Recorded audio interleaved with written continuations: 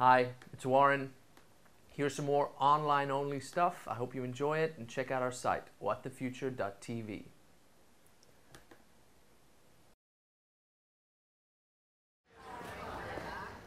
You live in Denmark, Copenhagen. I do. You drive a bike to work.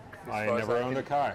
So what, you were a member of Greenpeace, if I remember correctly. Yes. Now, that's a very, in my mind anyway, very political, politically aligned agenda. It's a very politically correct agenda, and I mean, listen, all my friends are pretty much the same. They all worry about the environment. They're all, left-leaning, and very, very sort of right-minded and politically correct.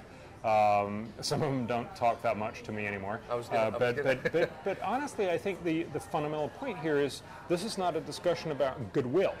I have no doubt that virtually everybody I debate have an enormous amount of goodwill. It's about the consequences of those choices that come from the goodwill.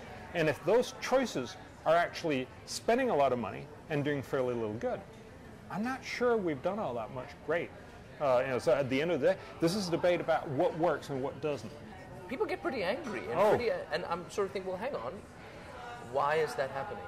There's two things going on. One is that if you downplay the catastrophe, if you don't say that it's an unmitigated catastrophe, people are worried you're not going to pay attention.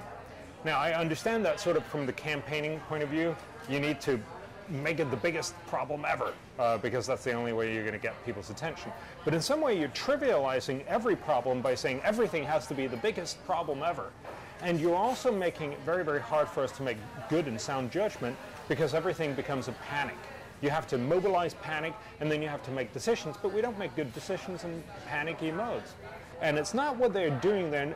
They're emphasizing the worst case outcomes, some of the indications, and saying surely you do not want to leave yourself open to that possibility could happen. But of course, the problem with that sort of argument is that it's a little bit like the George Bush argument for Iraq. Saying, well, he could have nuclear weapons. It could be really, really bad. Maybe we better do something about it. And of course, that sort of indicates, well, that might not have been the best way to move forward. So it's about saying you don't make very good choices here, but I think most people don't want to back off from this discussion. This is an age-old question from virtually every area. It's the question of, do you want to feel good or do you want to do good? It's the debate between Bentham and Kant. Should we feel right about it even though we recognize that it doesn't have the right consequences, or should we do something even though it doesn't feel right if it has the right consequences? Now, I strongly believe that at the end of the day, it only matters what the consequences are. I don't understand how you come down on the other side, but there's a very, very long tradition of believing that what matters is that you have the purity of heart. And so I honestly think a lot of my the people that I debate, they have the purity of heart, and that's more important than doing what actually is the smartest.